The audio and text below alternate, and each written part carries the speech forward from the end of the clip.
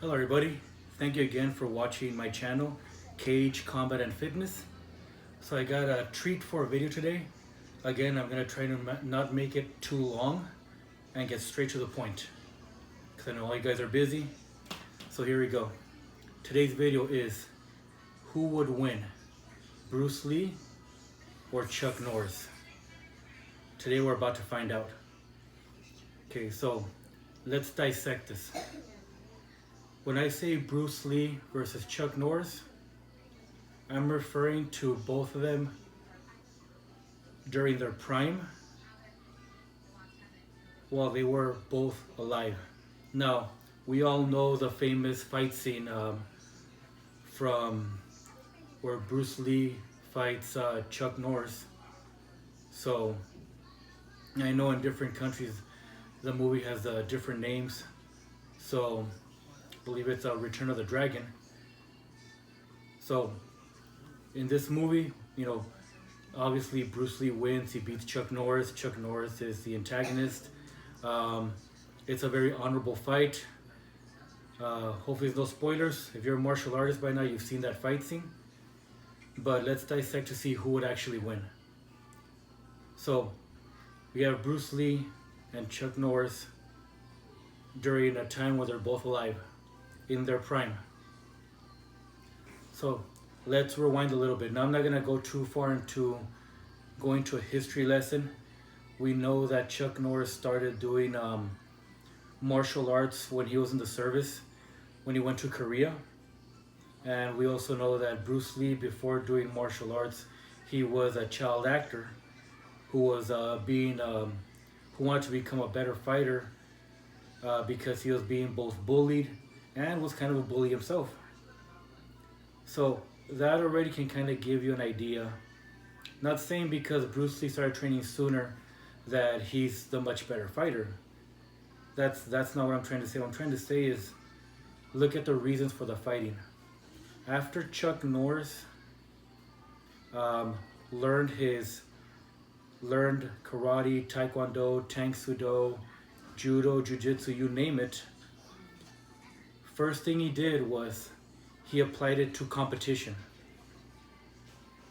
Now, does Chuck Norris have the ability to mess somebody up? Of course he does. He's a martial artist. He's a true martial artist. But in his prime, he was a competition fighter. Yeah, he probably most likely fought many fights. He probably did get into some real fights as well.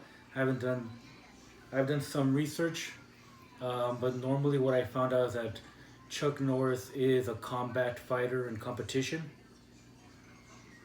So the majority of his success came from competing and came from, doing his films where he's the tough guy. I mean, one of his idols, I believe, was John Wayne. So now we go with Bruce Lee.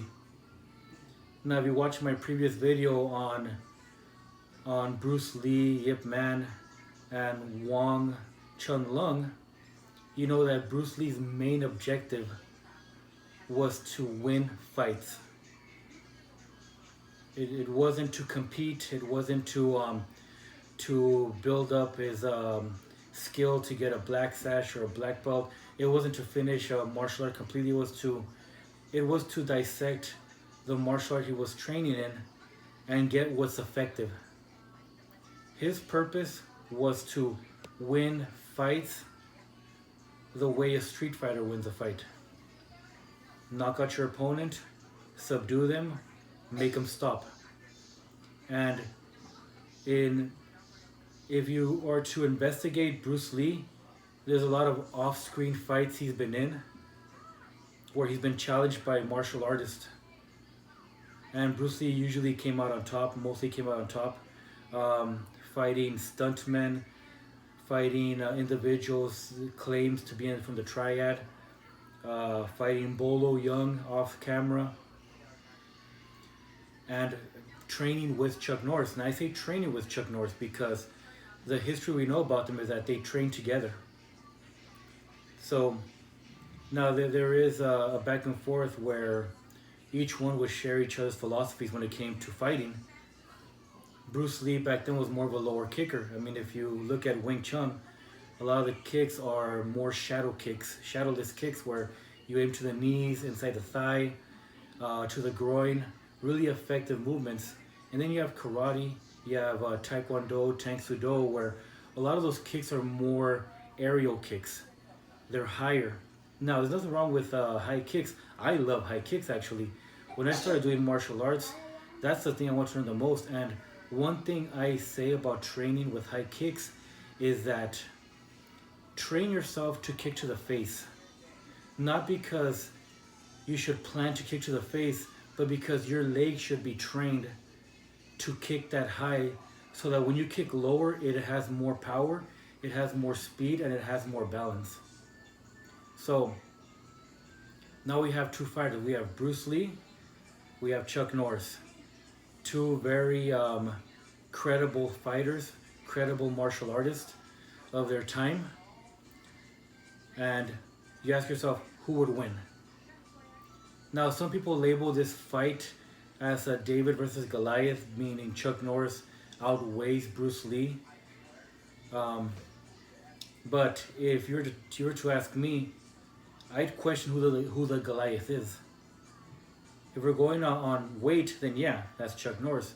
But if we're going on strength, I feel Bruce Lee has developed that muscle a lot more.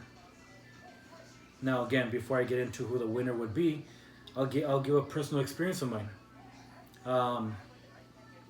Now I started doing the martial arts at the age of 13, the summer of my age of 13, entering my freshman year, where I turned 14 years old. So at that point, it was no secret that I was a martial artist. I had a lot of pride in knowing martial arts, that I made sure to train at school as well.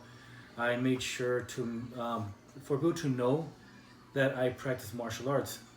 It wasn't that I was trying to avoid the whole humbleness, but honestly, that was my passion. Just the same way you see a jock wear his football jersey, or you see a band student carry his saxophone wherever he goes. I carried my martial art with me wherever I went. Had a lot of pride in it. I was happy to be part of that club, part of that academy, part of that group of people to call myself a martial artist. Now, during that time, that was my freshman year. Where I'm from, freshman year is the last grade before entering high school. So then I entered high school, and my rep increased as being a martial artist to where people just knew me as a martial artist. They didn't really know me as anything else. But I do know that during my high school years, there was this one student that was a shorter individual, leaner, and I outweighed him by a lot. But this fellow student, fellow classmate, was a fighter. He would look for fights. He would fight and win. A lot of people would call him Speedy Gonzalez. The guy was a fighter. He didn't train to develop a skill for an exhibition or for a type of reputation. He fought because he had to win a fight against somebody. He entered with the full intention of beating his opponent. Now, me and this individual, we were classmates. We weren't best friends or anything like that, but we knew each other. I knew he was a fighter. He knew I was a martial artist. We never touched hands. He would look for people to fight, but it never happened that I would fight him. Now, a lot of people from my class watching this video will know who this individual is, especially with the nickname of Speedy Gonzalez. So that guy was a fighter. That guy's intention was to fight. So if you were to be hit by his fist, his speed would have intention. His strength would have intention to knock you out. At this time, I was in tournaments. Um, I wasn't a bully anymore. I mainly found more of a sense of peace. I enjoyed martial arts for the art of it. So it's questionable what would have happened if I would have touched gloves as an individual, because his intention was to fight. But again, it never happened. So, and I do have an opinion between of who would win between me and between him and myself, even though I probably outweighed him at that time for maybe 30 pounds. So now we come to Bruce Lee and Chuck Norris. Who's the Goliath here?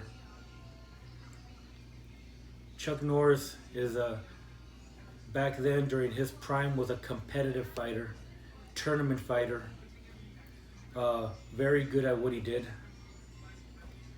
And then you have Bruce Lee, where yes, he was an actor, he was a superstar, and his focus was in acting. He started off as an actor. I believe he was even a dance teacher. But every time he practiced martial arts, every time he lifted a weight, every time he analyzed another martial art, every time he threw every single punch he threw was with 100% intention of destroying his target. So yes, the answer is pretty obvious. Bruce Lee would have destroyed Chuck Norris. And I'm not gonna, and you know, I've analyzed the videos, I've analyzed the history, I've analyzed the interviews by other martial artists. But one thing we martial artists know is that if you have all the qualities and somebody else has all the qualities, aside from timing and speed, it comes down to intention. Who's willing to destroy the other opponent? So when it comes down to both of them going to that fight of one-on-one, Bruce Lee's 100% intention would have been to destroy Chuck Norris or anybody in his path. And he would have done so because they both had an equal set of skills. So, try to have my opinion on this, having more than 17 years in the martial arts, I truly do believe, and I'm not necessarily a Bruce Lee fan myself. My teacher's a Bruce Lee fan, but lately I've been analyzing all these videos, hearing the interviews, hearing the comments. It narrows down to one thing: Bruce Lee's intention. As much as he got philosophy from his teachers, as much as he grew in the Zen philosophy, his intention was always to destroy. And I don't say it in a negative sense. I say it in that he was the most effective fighter that you can encounter. He did not write the Tao Jeet Kune Do or develop a fighting system for show. It was literally for combat and to win in the most effective way. And I'm not saying Bruce Lee and Chuck Norris would have been able to go toe to toe a few rounds. I'm saying Bruce Lee probably would have destroyed Chuck Norris within the first minutes. And I'm not saying that Chuck Norris to put him any less. No, I'm saying Chuck Norris is an amazing martial artist, and most likely to this day now is an amazing fighter, martial artist, especially with the concepts that he got from Bruce Lee. Even though he gave Bruce Lee the concept of high kicks, Bruce Lee's effectiveness was still at 100%. So if Chuck Norris, without Bruce Lee in the picture, Chuck Norris would have been the top martial artist and still is a top martial artist to this day. It just goes to show you the level of that Bruce Lee was in. It's just how he was in a different level. He would have destroyed his opponents no matter what, especially with his high level of adaptability. His intention was to beat, not to win a competition, to destroy, to be that effective. So now I appreciate if you watch this video. If you watch till the very end, leave your comments. Disagree with me, I'm fine with that too. I'm always willing to see anybody else's perspective. If you want to put a link of a video you feel I haven't watched that has given me this opinion, this of what I've analyzed, feel free to do so. I welcome it. It's just something after watching all these videos, everything that's to do with Bruce Lee and Chuck Norris, I can only come to the same conclusion. All right, guys, have a great night.